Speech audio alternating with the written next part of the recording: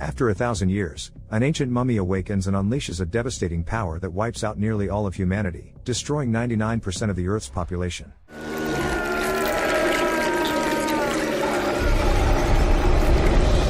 In 3067 BCE, a powerful and ruthless warrior known as the Scorpion King leads his army on a bloody campaign to conquer the entire world. But after 7 years, his forces suffer a crushing defeat at the walls of Thebes and retreat into the sacred sands of Ahm Shere. Under the blazing desert sun, his warriors fall one by one, until only the leader himself remains alive. On the brink of death, the Scorpion King calls upon Anubis, the Lord of Death. If Anubis helps him destroy his enemies, he will surrender his soul in return. As a sign of their pact, he swallows a scorpion that crawled from the sand. Anubis accepts the sacrifice, restores his strength, and transforms the desert into a blooming oasis. Then, he appoints the Scorpion King as commander of his army of half-human, half-jackal warriors. With his terrifying army, the Scorpion King exacts revenge, crushing Thebes. Afterward, Anubis claims his soul for eternal servitude, and the army retreats back into the sands of time, waiting for the hour of their awakening. In 1933, Rick and Evelyn, along with their son Alex, explore an ancient Egyptian temple. Leaving Alex near the entrance, the couple ventures deeper inside.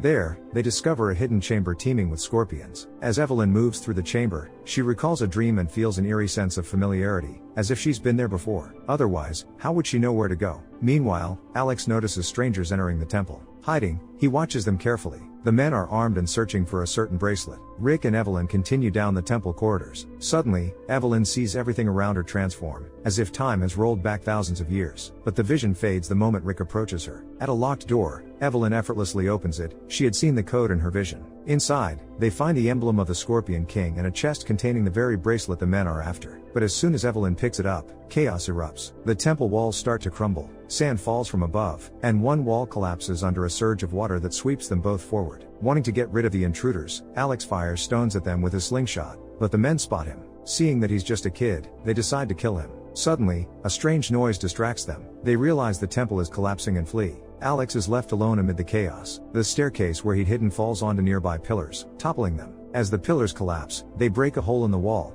giving Rick and Evelyn a chance to escape the watery trap. Meanwhile, in Hamunaptra, the city of the dead, servants of the Imhotep cult are conducting excavations. 3 men arrive, failures from the temple expedition. Suddenly, a strange tremor runs through the ground, and in the next moment, swarms of scorpions crawl out of the earth, killing everyone nearby. Using fire, the cultists manage to fend off the scorpions and unearth the mummy of Imhotep. They had been searching for him specifically to resurrect him, and to do that, they need the bracelet. But the men report they couldn't find it. The bracelet was taken by a family and brought to London. After hearing this, the cultists decide to go after it. Back home, Evelyn tells Rick about the green oasis hidden somewhere in the desert, believed to be the resting place of Anubis' army, once led by the Scorpion King, whose bracelet they found. Seeing his parents occupied with each other, Alex decides to open the chest and take a look at the bracelet. Unable to resist, he slips it onto his wrist, and it snaps shut. Suddenly, visions of flying over the mythical oasis of Ahm Shere flood his mind. Terrified, he tries to take it off, but every attempt fails. Wanting to hide his mischief, he leaves it on and covers it with his sleeve. At that moment, Evelyn notices some underwear hanging on the wardrobe. Apparently, Jonathan has brought someone home again,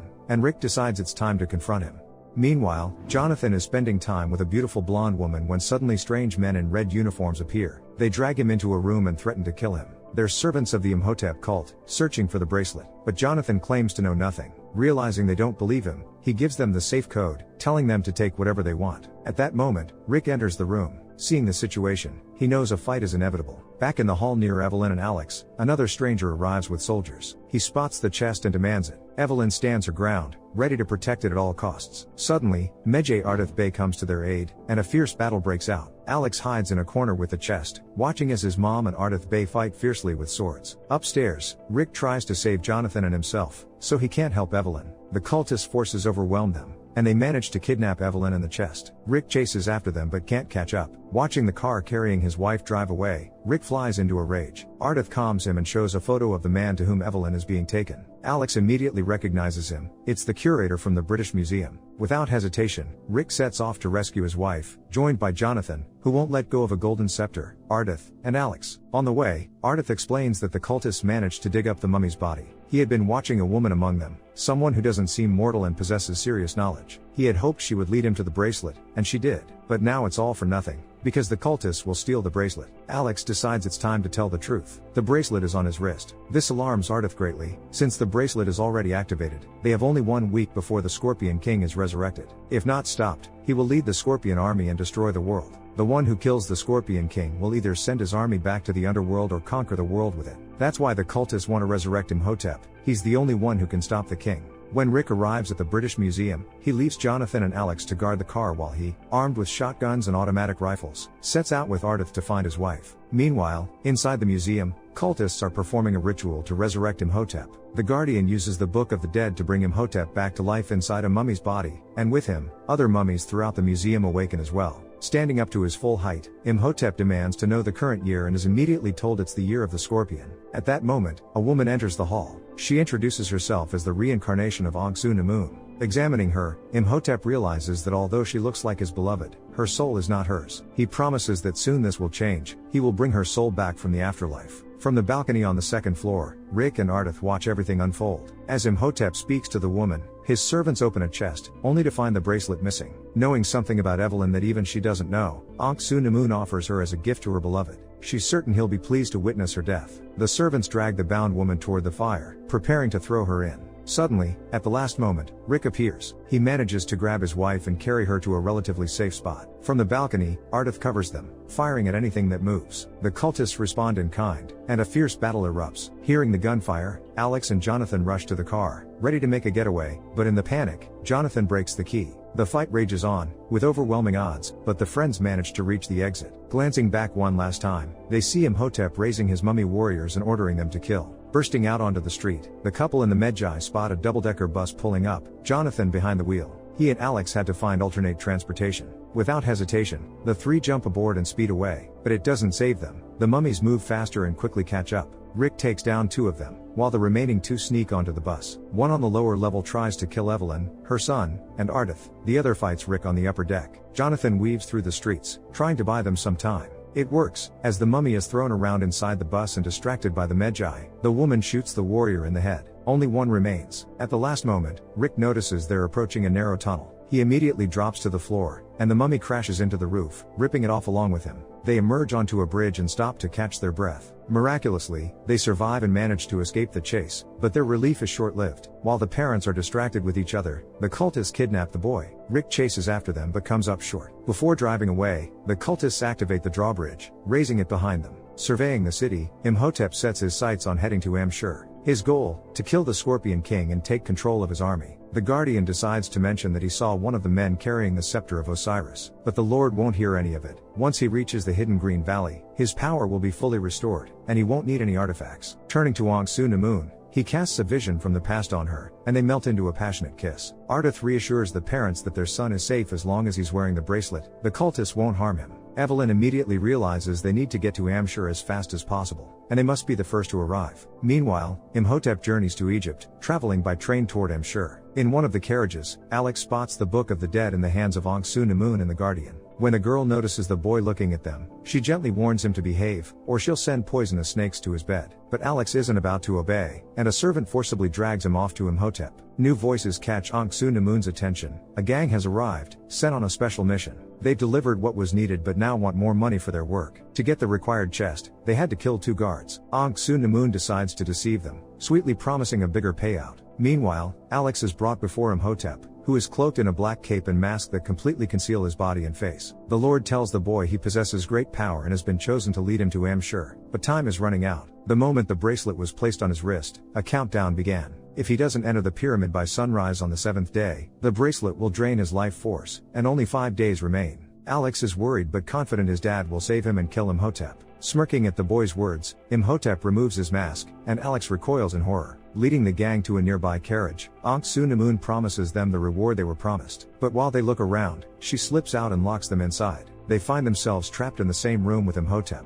Terrified, they try to kill him, but all attempts fail. Instead, Imhotep drains their life energy and gains a human body. Rick, Evelyn, and Ardith arrive to visit an old friend, Izzy. They need a flying magic carpet. Izzy is clearly shaken by their arrival and reluctant to help, recalling how he got shot during their last adventure together. He's hesitant to go through that again. but Rick convinces him to join their mission to save Alex. In exchange for his help, Rick offers the golden scepter. Soon after, Ardith arrives with his squad of Medjay warriors. They'll aid in the fight against Imhotep, and if Anubis's army rises, they'll do everything to stop it. Izzy shows them her invention, a dirigible. It flies fast and silently, allowing them to get close without being noticed. Knowing they have no other way to travel, the man agrees, and the whole group sets off. After a while, standing at the front of the dirigible, Evelyn is very worried about her son. Rick tries to calm his wife, promising that he'll bring Alex home safe and sound. Meanwhile, Alex is testing the patience of his guard on the train, annoying the man with endless questions. Seeing that this only makes the guard more hostile, Alex asks to be taken to the bathroom. Ankh Namun returns to the room where she locked up the gang.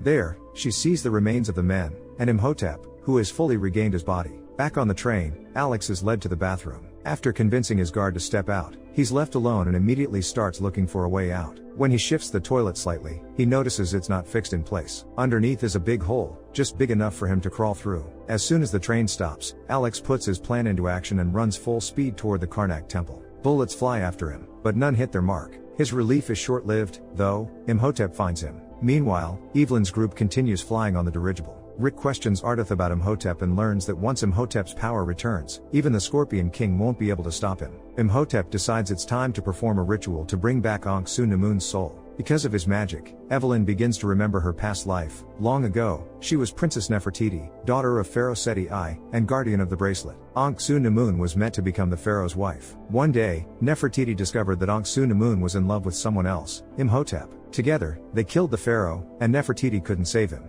Taking all the blame on herself, Ankh Namun begs the man to run, saying only he can bring her back to life. Just like in the past, the girl stabs herself in the stomach, and the real Ankh Namun inhabits the lifeless body. Unaware that she's on the dirigible, Evelyn takes a step forward and almost falls overboard. Rick grabs her just in time and pulls her back inside. Once she calms down, she shares everything she saw in the vision. Now it's clear why she found the bracelet so easily. She was its guardian. That means stopping Imhotep is her destiny, and Rick will have to protect her. After the ritual, the cultists and their master continue on foot. To be safe, they chain up the boy so he can't escape again.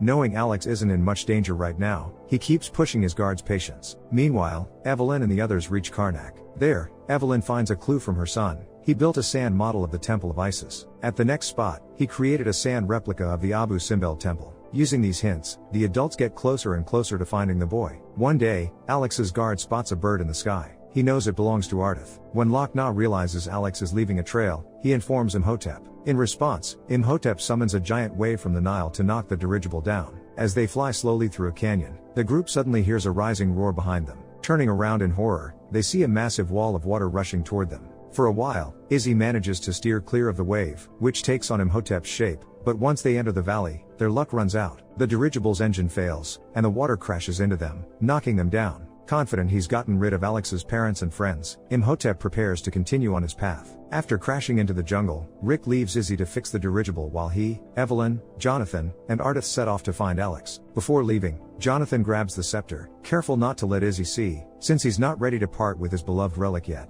The cultists push through the same jungle toward the pyramid. Along the way, they come across dried up corpses of people. The soldiers are horrified. Who could have done this? Alex's family isn't standing still either. Perched up high, they watch the forest carefully, ready to jump into the fight at a moment's notice. Unaware of the danger, Imhotep keeps moving forward. The pyramid is already in sight. Suddenly, pygmy mummies attack the servants, ticking down the soldiers one by one. Loch-Na decides it's time to kill Alex, but at the last second, Rick manages to save his son. Ardith jumps into the fight with Loch-Na and comes out victorious. A brutal battle erupts. The couple is forced to fight both soldiers and mummies. Almost all the cultists are killed, except Imhotep, Ankh Namun, and the Guardian. As the parents joyfully embrace their son, Alex urgently tells them they have to get inside the pyramid. If he doesn't make it in before sunrise, he will die. Before they can even fully process this, they're forced to run again.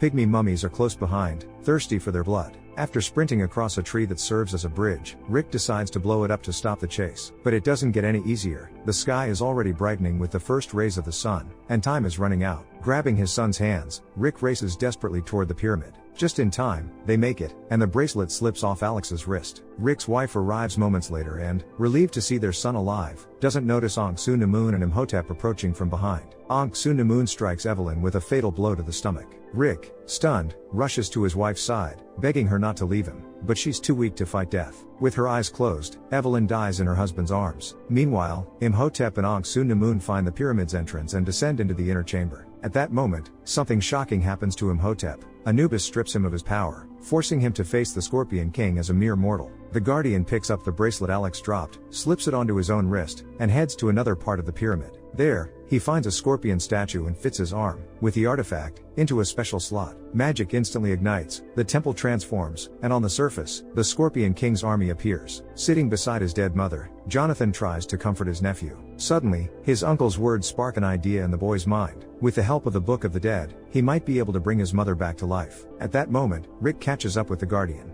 He's ready to confront him, but ancient magic takes over, his hand crumbles down to the bone. Alex, Jonathan, and Evelyn's spirit move deeper into the temple. In one chamber, they find Ahm Shere. Jonathan distracts her while Alex searches for the right words in the Book of the Dead. After dealing with the Guardian, Rick sets out to find Imhotep. He's determined to stop the villain and avenge his wife. He finds Imhotep in the main hall, striking a gong to summon the Scorpion King for battle. Rick attacks, and a fierce fight breaks out between them. Meanwhile, Jonathan battles Ahm Shere, buying time for Alex, while Ardith's army clashes fiercely with Anubis's forces. Ahm Shere finally manages to get to Jonathan. The man knows his end is near, but suddenly, Evelyn comes to his rescue. She challenges Ahm Shere to fight her instead and asks her brother and son to help Rick. Out of nowhere, the Scorpion King appears before Rick and Imhotep, half human, half scorpion, and halts their battle. To save himself, Imhotep betrays Rick by labeling him an enemy and pretends to serve the Scorpion King. Caught off guard by this treachery, Rick fights with all his might just to survive against the mythical creature. Evelyn starts a fight with Ahm Shere, making it clear she remembers everything and won't forgive. Realizing she can't win in a fair fight, the traitor flees. Trying to escape the Scorpion King, Rick runs into the Guardian, who, caught in the chaos of battle, takes a hit and is torn apart by the half-man, half-scorpion. Ardith and the Medjay celebrate their victory over the army. They've completely crushed the enemy forces. But in the next moment, they realize it's too soon to celebrate. That was only the vanguard. The main enemy forces are still ahead, and the odds are heavily against them. Moving through the corridors, Rick spots a picture of a scepter on the wall, which suddenly transforms into a weapon. Jonathan and Alex find him at that moment. Rick tries to explain what to do with the staff, but when they see the Scorpion King, they scream in terror. Still, Rick manages to get the plan across. While he fights desperately with the Scorpion King, barely keeping himself alive, the boy and his uncle manage to figure out how to turn the staff into a spear. They throw it at the king, but Imhotep catches it. He throws it back with his own hand, but Rick catches it at the last second and drives the spear into the mythical beast, which hangs suspended over a chasm. On the surface, Ardith and his army watch in horror as the enemy's forces approach. He and his men decide to stand and fight to the death, taking down as many as they can. Prepared to meet their fate with honor, they brace for battle, but in an instant, the entire army turns to black dust. With the death of the Scorpion King, the pyramid and the oasis begin to collapse. Imhotep, like Rick, finds himself hanging over a yawning abyss. Fearful of losing her husband, Evelyn risks everything and lunges to save him. Summoning all her strength, she manages to pull him out of the pit. Moved by such selfless love and sacrifice, Imhotep begs Ahm Shere for help, but she abandons him. Realizing he's lost everything he lived for, he willingly falls into the underworld. Desperate to save herself and escape the temple, Ahm Shere stumbles into a chamber full of scorpions. The creatures immediately attack her, leaving no chance of survival. Rick, Evelyn, their son, and Jonathan escape the pyramid. Chaos reigns all around. The ground surrounding the temple is being sucked into a massive vortex, threatening to drag them all in. Rick suggests climbing to the very top, knowing full well they're trapped. Then, miraculously, Izzy manages to repair the airship and rescue the family. Just before boarding, Jonathan spots a huge gemstone at the pyramid's peak. Not willing to miss the chance, he grabs it, nearly risking his life in the process. The temple and oasis vanish beneath the sands, leaving behind only towering clouds of dust. The friends cheerfully thank Izzy for their salvation. Watching the airship soar away, Ardith Bey bids his friends a respectful farewell and returns to his fellow Medjay warriors. Embracing his wife, Rick confesses his love to her. He nearly lost her, and he hates the thought of it. The couple shares a deep kiss, while the others laugh and roll their eyes. What do you think matters more? A destiny set in stone for thousands of years, or the choices we make on our own? Share your thoughts in the comments down below, give a thumbs up, and subscribe to the channel. See you in the next videos.